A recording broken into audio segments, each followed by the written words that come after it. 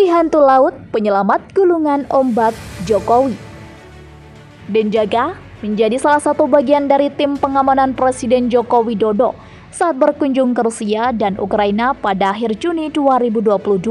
Tim ini bertugas menjaga keselamatan Jokowi ketika bertemu dengan dua presiden negara yang sedang bertikai, Presiden Rusia Vladimir Putin dan Presiden Ukraina Volodymyr Zelensky. Komandan Pasukan Pengamanan Presiden dan Pas Pampres, Maijentri Budi Utomo mengatakan pihaknya menerjunkan 39 personil untuk mengawal Jokowi dalam lewatannya ke Rusia dan Ukraina. Mereka dibagi dalam 3 tim, yakni tim pendahulu advance, tim utama main group, dan tim penyelamatan. Sejarah terbentuknya. Pada November 2021, Denjaka dari TNI Angkatan Laut atau dijuluki sebagai hantu lautan telah genap 31 tahun. Denjaka dibentuk pada 1982 oleh Kepala Staf Angkatan Laut KSAL ke-10 Laksamana TNI Purn Muhammad Romli. Pada saat pertama kali dibentuk, nama yang pertama kali dipakai bukan Denjaka, melainkan Pasukan Khusus AL atau Pasuska. Pasukan ini dibutuhkan untuk menanggulangi berbagai bentuk ancaman laut, seperti terorisme dan sabotase. Kebutuhan yang semakin mendesak membuat KSAL memerintahkan Panglima ABRI untuk membentuk Denjaka. Hal tersebut pun disepakati dan Denjaka dibentuk sebagai satuan anti-teror aspek laut di bawah perlindungan Korps Marinir. Sebanyak 70 personil dari Batalion Pasukan Katak mulai direkrut. Latihan keras mengancam nyawa. Pasukan khusus pastinya memiliki pelatihan yang berbeda dengan pendidikan militer lain.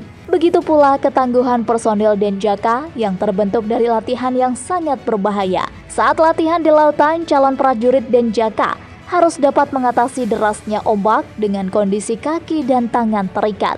Latihan yang kerap dilakukan di lautan Banyuwangi ini menuntun mereka harus bertahan serta menyelamatkan diri dan anggotanya yang lain. Tidak hanya di laut, pasukan Denjaka dilatih di hutan. Untuk tetap bertahan hidup hanya membawa bekal garam saja yang biasa dilakukan di kawasan alas gunung. Selama bertahan hidup berhari-hari, mereka terpaksa menyantap binatang buas seperti ular walaupun dikenal sebagai pasukan khusus angkatan laut. Para prajurit Denjaka juga harus melakukan latihan di udara. Bahkan pelatihannya juga bukan hanya dilakukan pada siang atau sore hari.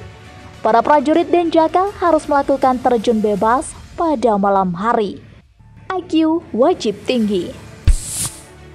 Selain fisik yang harus kuat, anggota Denjaka dituntut untuk memiliki kemampuan IQ tinggi. Hal itu dilakukan karena pasukan elit ini sering melakukan operasi penyusupan, sehingga dibutuhkan kemampuan menyerap materi secara cepat dan mampu mengaplikasikannya di lapangan. Terdiri dari 5 datasemen. Organisasi Denjaka terdiri dari 1 tim HQ, di antaranya yakni 1 tim teknis dan 4 elemen operasional. Melansir dari buku berjudul Elite Pasukan Khusus Indonesia 1950-2008. Kelima datasmen itu dirincikan sebagai berikut. Datasmen 1 bertugas untuk menangani perkara anti-terorisme dan anti-pembajakan. Datasmen 2 menangani serangan maritim dan misi pengumpulan intelijen. Datasmen 3 untuk misi pencarian dan penyelamatan. Datasemen 4 bertugas pembongkaran bawah air. Dijuluki hantu laut.